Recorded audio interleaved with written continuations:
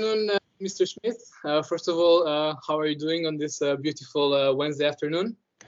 I'm doing very well. It's very sunny outside. There's almost feels like Florida here in Maastricht today. So I'm very happy. Yeah, indeed. Okay. So let's start with the question. First of all, I know that you're a pretty recent teacher here at the HMSM. Is that correct? That is correct. Yeah. Okay. And before coming here at the HMSM, what have you been doing? What studies have you been doing, or where else have you worked? Yeah. Exactly. I do come from Germany.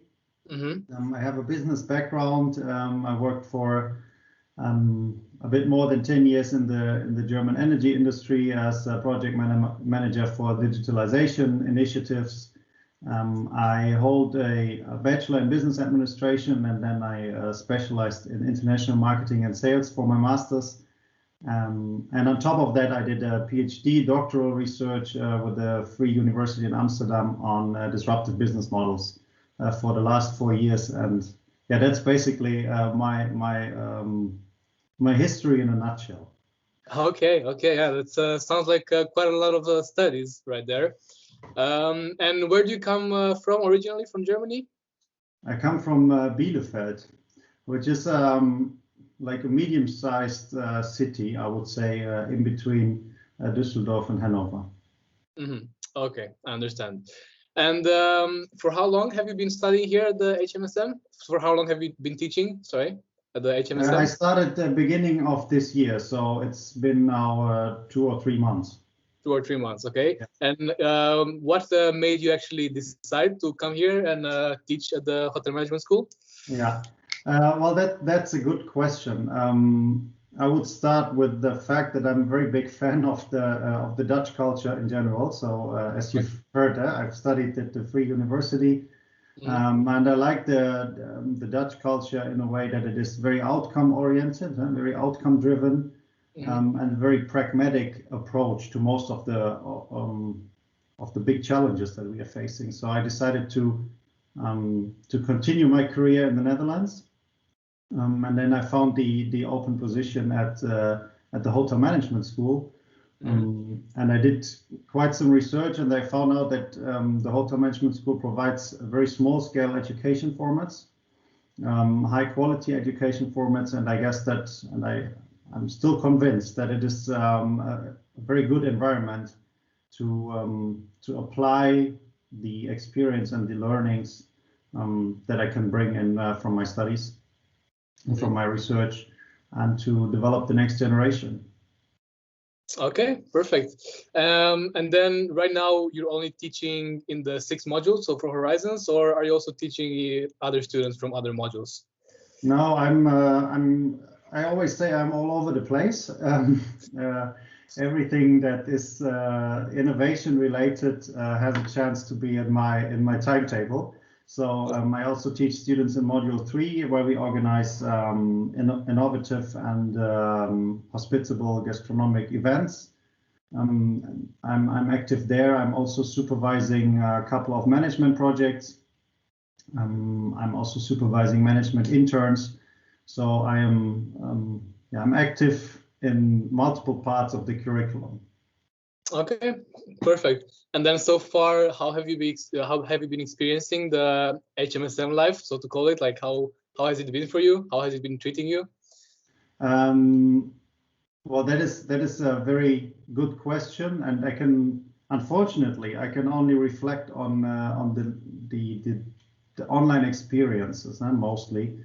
But what I experience is that both lecturers, fellow lecturers, but also students, they are very welcoming, and students are very challenging in a way that they do not accept immediately and directly what is discussed or what is introduced by the lecturers, etc. So that is something that I really like. So the challenging way of how students interact in peer groups, but also with the lecturer team, and in general the welcoming art, put it that way, how the colleagues and also the students interact with each other. Okay, perfect. Why would you actually recommend this certain minors or horizons to a student that maybe is in module 4 right now or 5 and is actually looking for choices for minors? Okay, why the students should? Yeah, why would you say this is a very nice minor? So why would you recommend it to other students? Well, I would say the first aspect is that the minor is very eye-opening in a way that it is a very good environment to to develop your own and to clarify your own vision. So what do you want to pursue in terms of a career path after you graduated from the hotel management school? So I guess that is an aspect that I would definitely highlight. And it is also a very challenging module because we ask a lot from the students, and that is, I guess, something that prepares you quite well for what you can expect on your personal horizon when it comes to the next step in hospitality for yourself when you leave the hotel management school and you will face all these real world challenges, the complex challenges. I guess that it is a perfect way to develop the skills and the way of thinking, the way of arguing in these complex environments that you will face as soon as you leave the hotel management school. So it's a very good preparation for everyone. Okay, indeed. So you're saying that this minor is also very challenging. Is that correct? Absolutely. Absolutely. Okay. Absolutely. Not only for the students, also for the lecturers.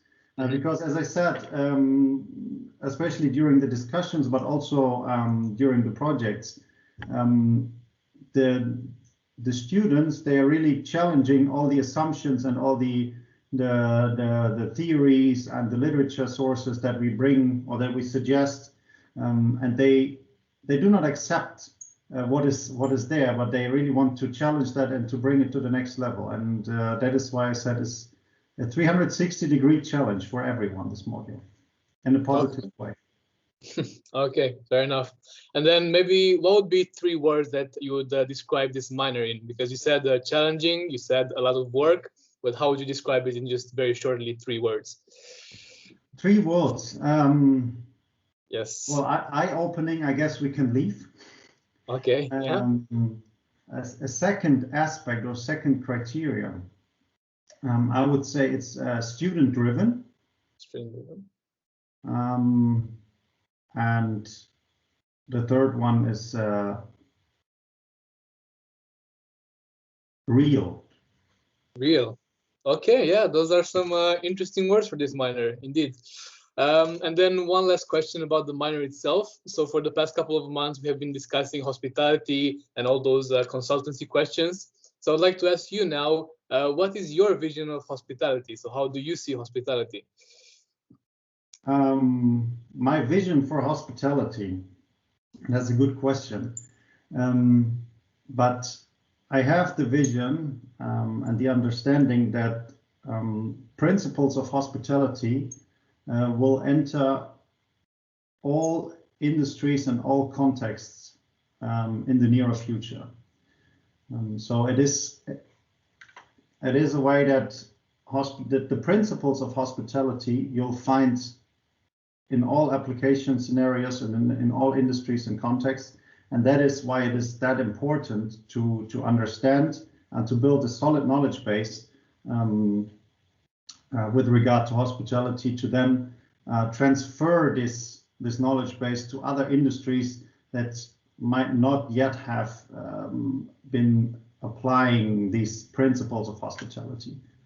So that would be my vision. It is becoming an overarching principle for all industries and all contexts. Okay, yeah. So you're saying basically that hospitality is pretty essential in all of the companies in all around the globe. Exactly. Okay, perfect. Now to move on to some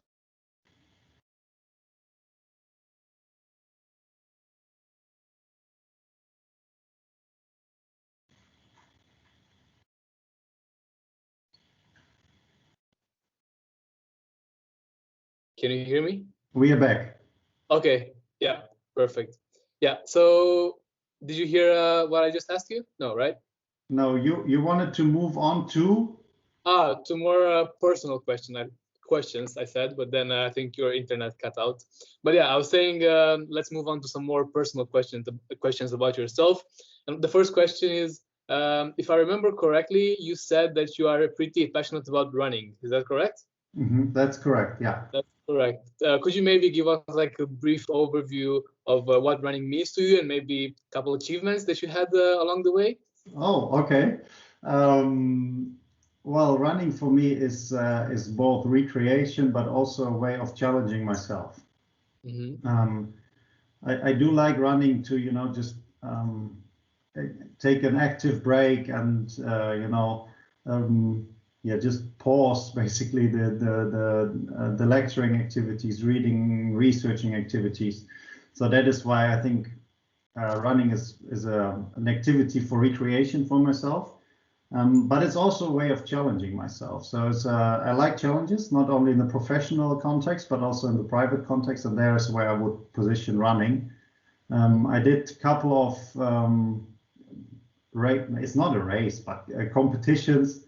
And I mean, I'm definitely not a pro runner, but I do like this, the atmosphere and when you have like audience and people cheering, the runners to the runners, etc. So that is basically what I can tell you about running. I did a particular achievement, I guess, is that in Germany we have in my home region we have a 32 kilometers run through the hills. And that is what I did for a couple of years. That is always very challenging, but yeah, as I said, I enjoy it a lot. Okay, perfect. And do you maybe in the future would like to participate in more races, or you just want to keep it on like a casual level, so to call it? Well, I definitely don't want to develop into a professional runner. I guess it's a bit too late for that. But yeah, I mean, as soon as running events are allowed again, I will definitely take part in them as well. Again, because it's always a good anchor to motivate yourself and to push you, even though you're not very much motivated to go for a run after a long day of work. But if you know that you have this anchor and you have this competition, then I guess that's what I want to do in the near future. Okay, yeah, that sounds very nice. So basically running for you is just like a recreational activity to get out of your crazy world at school and just to kind of let loose a little bit, correct? Exactly. Okay, yeah. So as you know, like Netherlands has been in lockdown for the past, like 6 months almost. What do you think that's going to be the first thing that you're going to do once lockdown is over? Well, I mean, I'm thinking about that quite often. As soon as lockdown is over, what shall I do?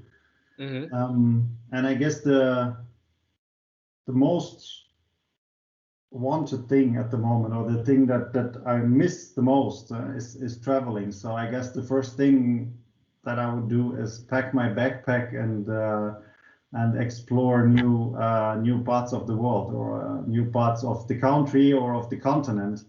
It doesn't matter. But it is about exploring new places, packing the backpack and just go. Okay, and you also maybe thinking of including your professional life into traveling, like for example, teaching in other continents or in other countries? Well, I mean, if there is the opportunity, definitely. It's like we do have partner universities and partner hogeschool. So if there is a mutual benefit and we can combine these things, then definitely. I mean, it's part of the profile of the school as well, to foster and to develop the internationalization. And I guess that could be one element of doing that. Okay, yeah, perfect. Next, do you think you are a big user of social media? Like, do you use social media a lot? Social media, I'm talking about, let's say, Facebook, Instagram, LinkedIn, YouTube, so on. What I would use, well, that's a very tricky question. I guess I use it, but I'm not very active. So I'm rather on the consumer side when it comes to social media. Yeah, that will be my answer to your question. But I'm not addicted to social media in a way that I cannot stop using it or so. That's not the case. Yeah, actually, my follow-up question was if you were able to quit social media, but you just answered it for me right now. So I guess there's no need to. I'm very good. I'm very good pausing social media. So I know from my friends and also from sometimes even from my colleagues, they have to learn that I'm not the fastest in replying to social media messages or postings, etc. So I really try to not get trapped by the high pace of social media channels. Okay. Next, where would you see yourself maybe in 5 years? Do you think you're going to still be teaching here at the HMSM, or do you think you'll maybe live at other schools, other countries, etc.? In 5 years? Yes. Well, that's a very tricky question, and well, I do have some principles and mottos, so to say, that I want to follow, and then they will kind of lead me, or they will decide what's going to happen to me. But staying at the Hotel Management School is definitely one potential and likely development, because it is contributing to this motto that I have for myself, which is like providing and creating environments where everyone can grow, where everyone can reach the next level and the next stage of development. And that is something that I do find in the Hotel Management School. So to answer your question, I can definitely imagine to be here and to contribute to this environment. So you're basically saying that kind of your life motto is to always keep growing, basically. Is that it? To keep growing, exactly, myself, but I strongly believe in the fact that this is only possible if or when I create an environment that allows others to grow as well. And that allows individual growth, because I also strongly believe in individual growth, and we cannot all develop along the same trajectory. So we need to provide an environment and the context where we facilitate this individual trajectories, ambitions, etc. And I do see that this is pretty much the case in the Hotel Management School curriculum and in the community. So we are really trying everything that every individual, both lecturers, but also the students and the alumni and the partners and the network from the professional side, that we create a community and an environment where everyone can just reach the next step and develop towards the next step. And that is, I guess, something that is very unique, a unique characteristic of the Hotel Management School. Okay, great. Yeah, that's a pretty elaborate answer on your life motto. So thank you very much for that. And then the next question: do you perhaps have, let's call it maybe like a role model, like maybe a person that you look up to? It can also be a member of the family. It can also be a celebrity or somebody you don't know. Do you have such a person? To be honest, I don't have an individual role model. Okay. No, that's no, and I think I cannot answer this question in a way that would make me happy. So so I don't have a particular role model. I do appreciate certain traits of people, celebrities, etc. And then I combine then a certain fictitious role model, maybe. It's a combination of traits and characteristics, but that is very abstract, and I cannot articulate that in a way that it would make sense, I guess. Okay, yeah, perfect. And then to round off, the last question that I would have for you is whether you are a cat person or a dog person. So that's a tricky question, I guess. A dog or a cat person? Yes. Well,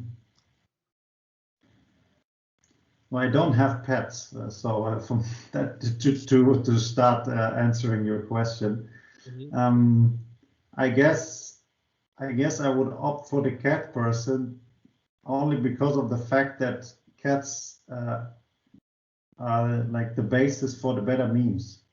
So I'll find better memes of cats than of dogs, so of from whatsoever. So I would go with cats, but that has no particular reason related to my personality or so. Okay, yeah, that's actually, it's interesting that you mentioned your personality, because I actually read an article the other day that said that people that prefer cats are a bit more individualistic, maybe a bit more not shy, but just they like to be with themselves, and then dog people are a bit more like loving and all over the place. So maybe, yeah, that's I guess depends per person, but yeah. All right, yeah, I could be. I mean, it's probably another like a simplification of characters, but maybe there's some truth in it. I don't know. Yeah, I have to look into the study. Indeed, yes. Okay, well, that was my last question for you. Thank you very much for your time.